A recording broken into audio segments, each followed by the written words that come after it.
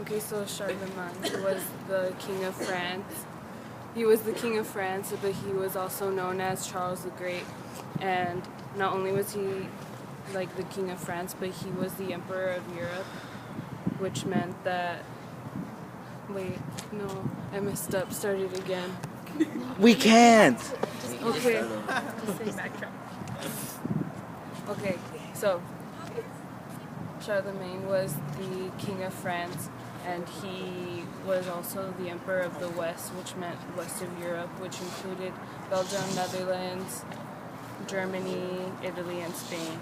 And he created his own government for this empire, which was called centralized government, which included all of the different countries within the empire. And not only did he create this whole empire for it, but he created an academy which included all scholars and encouraged them to pursue careers in like science and learn different languages like Greek and Latin. And Who's next? So I'm doing Roland and his song, or Roland et sa chanson. And it's during the time of Charlemagne in the year 778, and Spain, France is in war with Spain, and the legend says that Charlemagne puts Roland in charge of like his equipment, and they're traveling back to France from the war, and Roland's grandfather, his name is Ganello, betrays him and lets the Saracens know where the trail.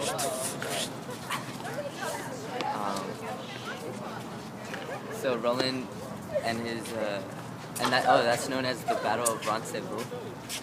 And Roland and his troops fight, but they're outnumbered. So, and then his friend Oliver, who's battling with him, tells him to blow a horn, or it's called an olifant. But he gallantly refuses because he's willing to fight, but he dies anyway. He has a sword called Durandal, and it's given to him by Charlemagne, and it was given to Charlemagne by angels, so it's like an indestructible sword, but he still dies. Oh, and he hides it under his body, and supposedly you could like still find it today. Oh no, I'm not done. Okay, so Charlemagne finds his troops, and Oliver and Roland, and they're all dead, and he buries them, and he mourns. And then he returns to France, and he gives the sword to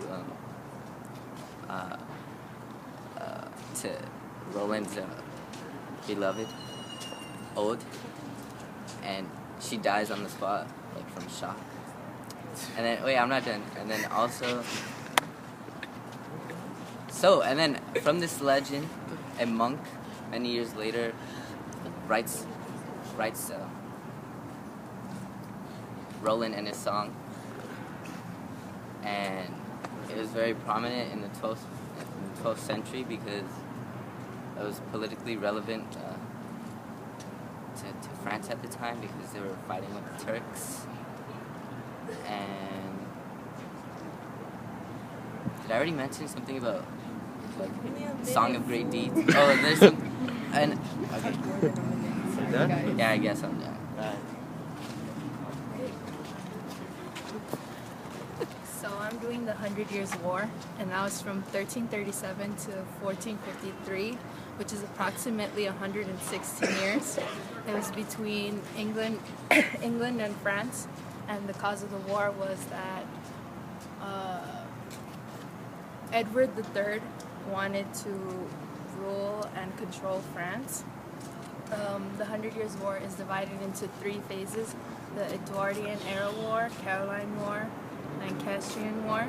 The Edwardian Era War was from 1337 to 1360, and it was caused when in 1337 Philip VI, King of France, took Aquitaine from England, and Edward III declared to be King of France in 1340. This era had a series of battles. The Battle of Poitiers in 1356 led to the Treaty of Brittany, which established that Edward III would denounce his claim of being king, and England would get back Aquitaine. This established peace for 9 years until the Caroline War. The Caroline War was from 1369 to 1389. It started again when the Black Prince, son of Edward III, refused to meet with Charles V. I think it's Charles. I think it's Charles. Something Charles. And then France started this war, and then Charles V set to take back the lands that they established during the treaty. This one ended with a series of truces. Peace was established for 26 years until the Lancastrian War. The Lancastrian War was from 1415 to 1453. England started this war. Henry V declared himself to be King of France. During this era, it was Jeanne d'Arc.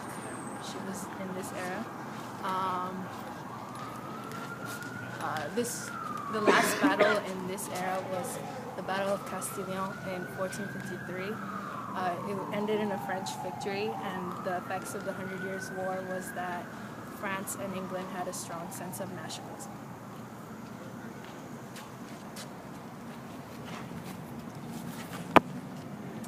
Okay, so I'm going to be talking about Jeanne d'Arc. She was born January 6, 1412, and she died May 30th, 1431, approximately at the age of 19. So she grew up in a peasant family, and she claimed that she got visions from Archangel Michael, St. Catherine, and St. Margaret, who basically instructed her to support Charles VII and to fight to get France out of English domination during the later part of the 100 Years' War. And so that's exactly what she did. She fought in multiple battles and had multiple victories. And one of the battles that got her the most prominence was the Siege of Orleans. And so it gave her a lot of popularity, that battle. And then on May 23rd, 1430, she was captured at Compiègne by the Burgundian faction, which was allied with Britain. So then she was handed over to the English. She was tried, and she was found guilty for multiple war crimes, and she was burned at the stake at 19 years old. And then 25 years later, after her execution, Pope Calixtus III re-examined her trial, debunked any crimes that were against her, pronounced her guilty, and declared her a martyr. And she was seen as one of the first French nationalists. Do press stop, please, because they're going to make noise. That was a bad location.